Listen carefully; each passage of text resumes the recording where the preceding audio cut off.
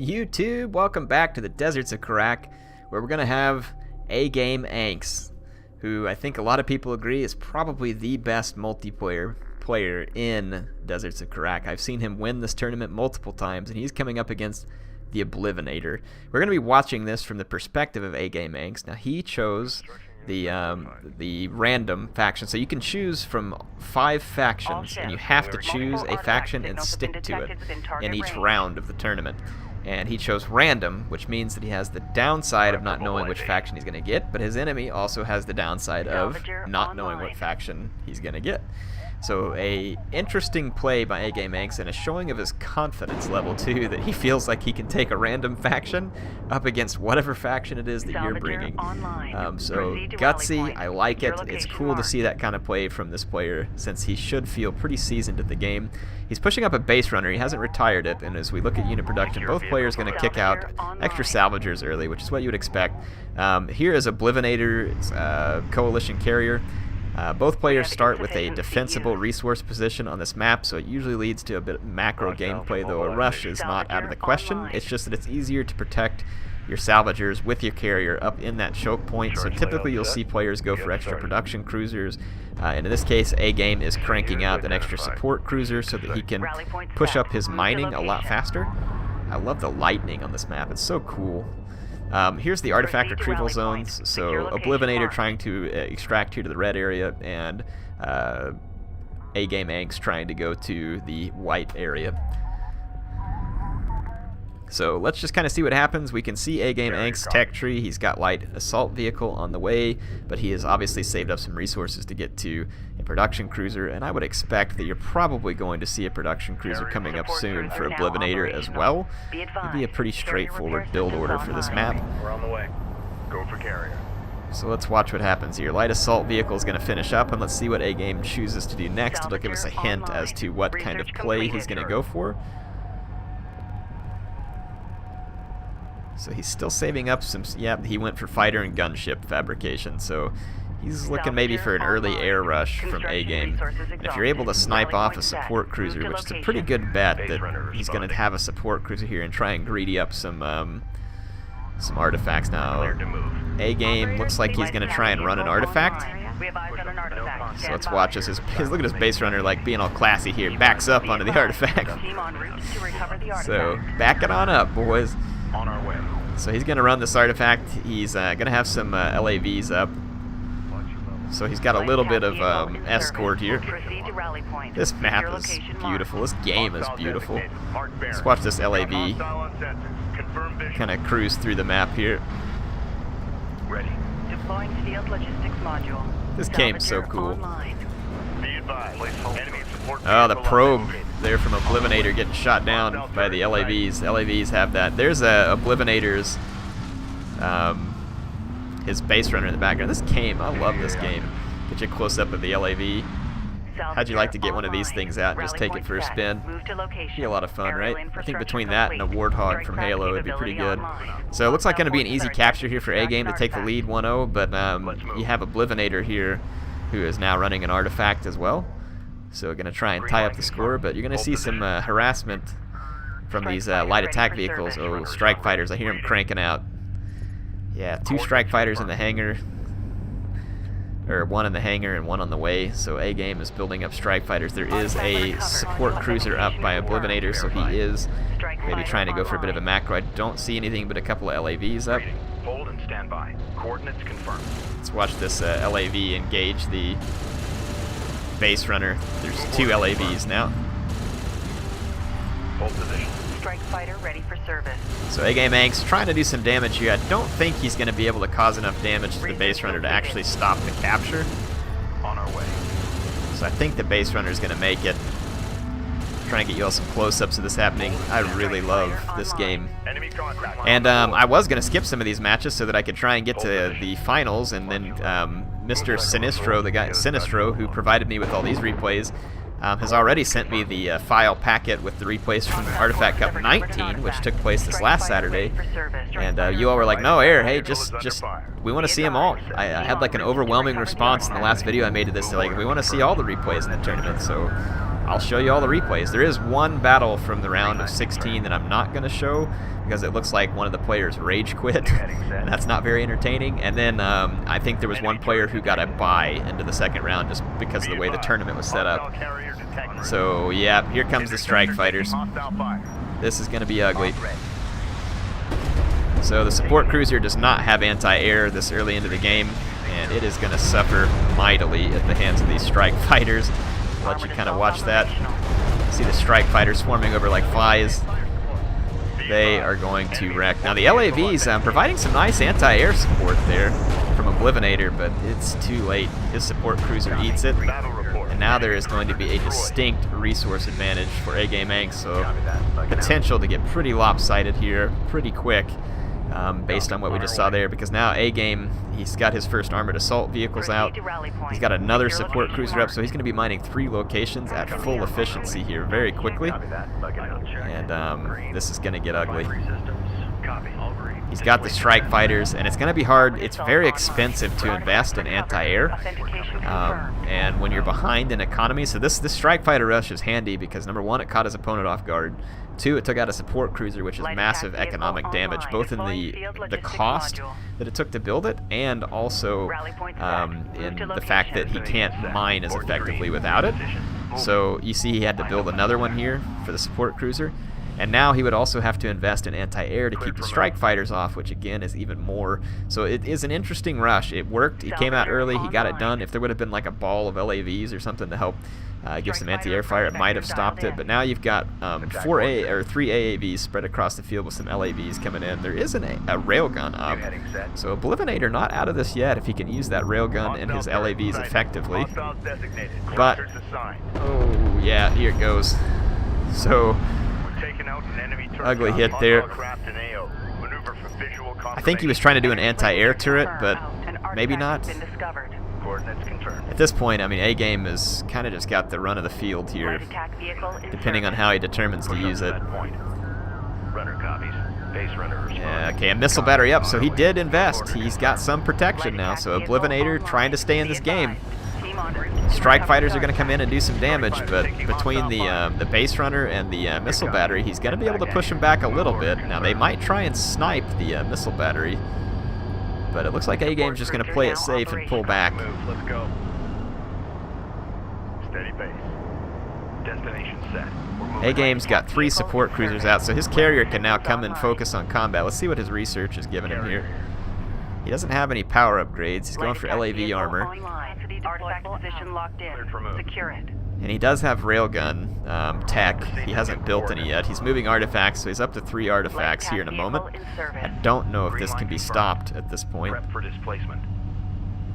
And there's a couple of railguns along with the missile battery back here protecting his salvaging operation, and he may, so it looks like Oblivinator may try and move another artifact, but here comes a pretty nasty attack, or what could be a nasty attack from A-Game's forces. Here comes his LAVs, one of them doing a weird flip there. If the LAVs get into the railguns and stuff, it's going to be a big deal. And here comes his strike fighters.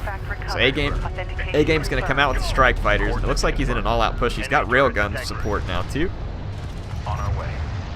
So here's the railguns for Oblivinator firing.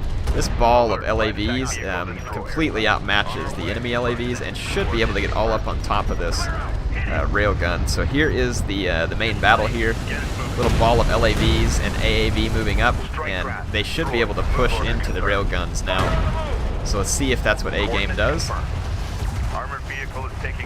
you can see a desperate defense here on the part of Oblivinator. AAV is on top of his missile battery and his railguns. There's 2 missile batteries.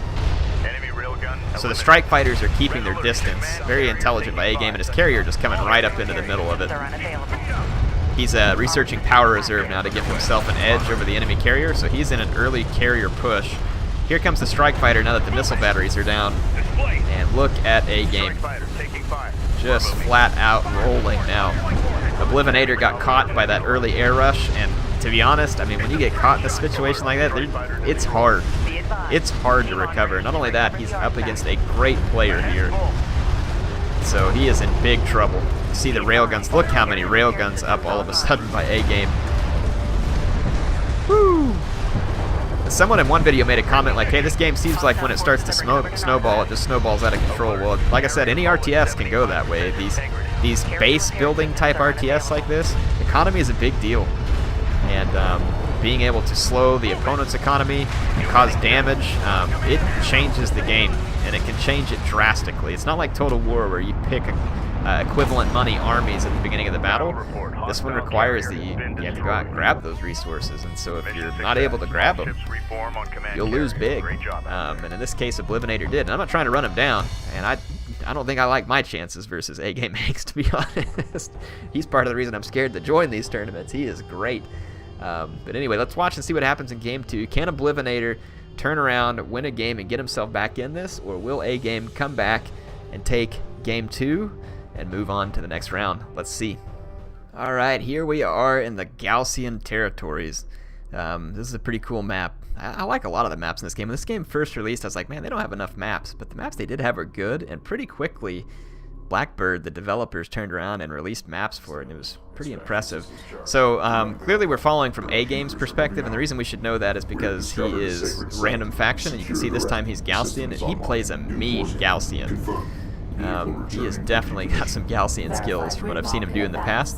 So this will be interesting. It's going to be Gaussian, and then of course over here we have the coalition carrier of Oblivinator. So see Oblivinator getting his RUs and CUs here. This map, let's just take a look at it real quick and see the artifact positions. Over here there is a wreck, but I'm not sure if that part of the map is navigable. I don't think it is. I think this is just main part of the map over here. And so other than some sand dunes, you got some pretty wide line of sight in this map. So potentially a good place for railguns. Or from the Gaussian, maybe an honor guard cruiser. Do we see something like that? Let's take a look at his research. He's going second production cruiser. And it looks like that A-Game retired his base runner. So you can recycle units in this game to pick up some extra resources. So we have one production cruiser down here, and it looks like he's going to churn out some more salvagers. Oblivinator's actually going into light attack vehicles already. Acknowledge. So let's just kind of see how this plays out. Watch the early tech here. Sand skimmer, no surprise. I'm assuming that A-Game is going to want to save up for production cruiser refinery mode, which is 700 construction units. Strike craft fabrication online. Maybe am I saying it backwards? Resource units. Resourcing stats. RUs, resource units collected. C. Yeah, okay. So construction units of the orange. Just making sure I was getting it right. So we got a second production cruiser up, so now the production capability of the Gaussian is going to be pretty big. Going for the fleet upgrade. Sand skimmer's done. Let's see if he moves into assault ship or if he goes for the refinery mode, because he's got the resources here. So let's see what the next play is by A-Game. Again, it'll kind of give us a hint at his strategy for this game. Right now he is running resource heavy. He's going to go for another fleet capacity upgrade as well as railgun. Secure it. Sand skimmer moving out. Nice scouting here from Oblivinator out in the middle of the map. Keeping an eye on what, because I mean you can get some nasty early rushes from the Gaussian. So I like that he's got the scouts up here in the middle of the map. Let's see how he handles those. Because here comes A-Game with his own like kind of sensor net. The sand skimmers and LAVs are great as kind of a sensor net. So there's a probe and then these others too. So great play there by Oblivinator to make sure that he's got early information. Information's critical in this game. Absolutely critical. Course set. Rally position marked. Alright, so railgun's going to finish up quick, so it'll be interesting to see what kind of railguns. Assault railgun, heavy railgun. Let's see how A-Game's going to play that, or is he just going through railgun to get to a different tech? I don't think you typically do. Maybe honor guard, I guess. You probably have to have railgun. Assault railgun capacity online. Locked in. Command verified. Yep, heavy railgun and assault railguns coming up. And we'll keep an eye out for other... No upgrades on the sand skimmers yet, but their superior numbers and speed could give them an advantage. The LAVs have to try and stay out in front of the sand skimmers, and they can't right now. You see here how he can get the single sand skimmer away and it'll heal. So this is a great play to use the strength of the Gaussian, which that healing is. Now an AAV's up, so it's going to be harder for a turret right here. Would have been really good too. A turret would have helped kept all these sand skimmers off, but now there's a railgun up, and so even the AAV is going to be in big trouble. It can use its smoke screen, but with some good micro, it's going to be hard for an AAV to counter that. Yeah, see, a turret right here would have been a great play because it would have kept all these sand skimmers off. Destination locked in. Destination locked in. I've seen A-Game use turrets like that to defend his mining operation. I definitely think that a turret would have been appropriate here. I could be wrong. Oh, there is one, but it's way back here in the back. So that's kind of an odd position for the turret post because it can't... I would think maybe a turret post in a more commanding position would have been a little bit more appropriate. This one's kind of nice back here. A little bit of high ground, but it's so far back that the sand skimmers can probably still harass and not get shot. But look at this now, a full-on push here. 4 assault railguns. 5 assault railguns. There's not a lot to defend against this other than some AAVs. So it's looking pretty dangerous situation here. AAV's doing its best to get in the way. The heavy, the railguns. There's a couple of heavies, and I thought I saw assault railguns. Yeah, so it's a mix of heavy and assault. So he's got range and speed. Oof.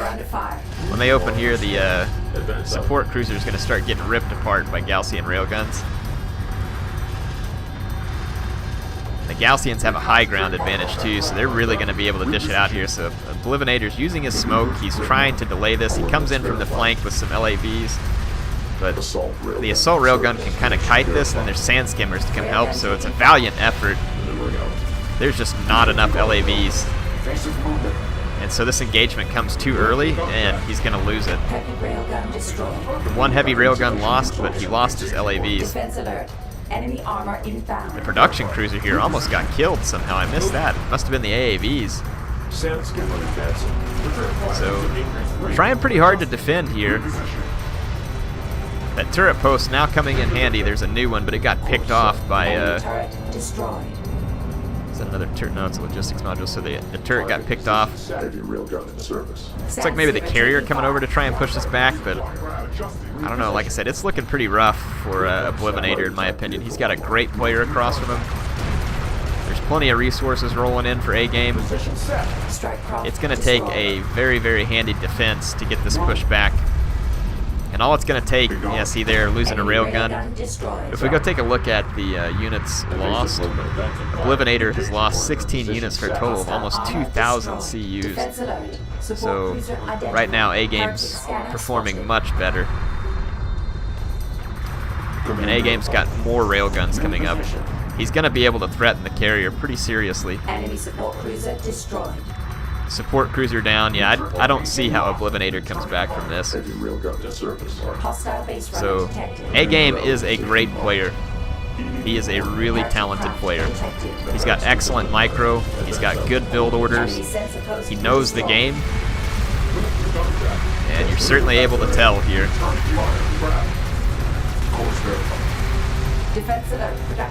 So Oblivinator makes his heroic stand here with his carrier to try and push away the Gaussian forces, but the Gaussian forces of A-Game just too much. Too much to handle. Check out the sand skimmers. They're pretty cool looking units. Hostile railgun eliminated. Yep. Destination locked in. Destination locked in. Let's kind of watch these sand skimmers. They're going to go in on a raid over here, and then the railgun's just continuing to dish it out. And there goes the carrier. So once again, it was a matter of that early rush in the economy. A-Game just able to apply the pressure. Got the pressure in where it was needed, and he was able to get the work done. Impressive performances from A-Game, who's going to move on to the round of 8. Good game to Oblivinator. Man, you had a tough opponent there, and I liked some of the things I was seeing from him. Like I said, I saw some nice scouting at the beginning of that, and the scouting is going to be key for making sure you don't get hit by that double production cruiser rush, which eventually was what he got hit by. His defense wasn't able to take it. And you hear me say stuff like, oh, his turret post should have been here, should have been there. Man, trust me, I'm probably better at commentating this stuff than I am at playing it. It's harder. It's easier said than done. Whenever it comes to some of these defenses, like it takes on-point micro and a great knowledge of the game, what your opponent's doing, because the turnaround is quick. Like I said, in Total War, which is what I'm used to, you pick your armies on equal ground and then go into the battle. It's not the case here. A lot of this has to do with the player's ability to mine and resource early and harass early, and if you're not good at fending that off, you can find yourself in a tough position. I think I'm going to challenge myself by joining the next Artifact Cup if I can. That'd be fun to jump out in here. Don't know how far I'd make it, but it'd be a fun way to learn the game and get to know some of the players. Anyway, hope you enjoyed this cast. Like I said, good game to A-Game, good game to Oblivinator. And we're going to be moving on to the round of 8 next. And going to be some great matchups there. Great matchups. We have some great players. See you then.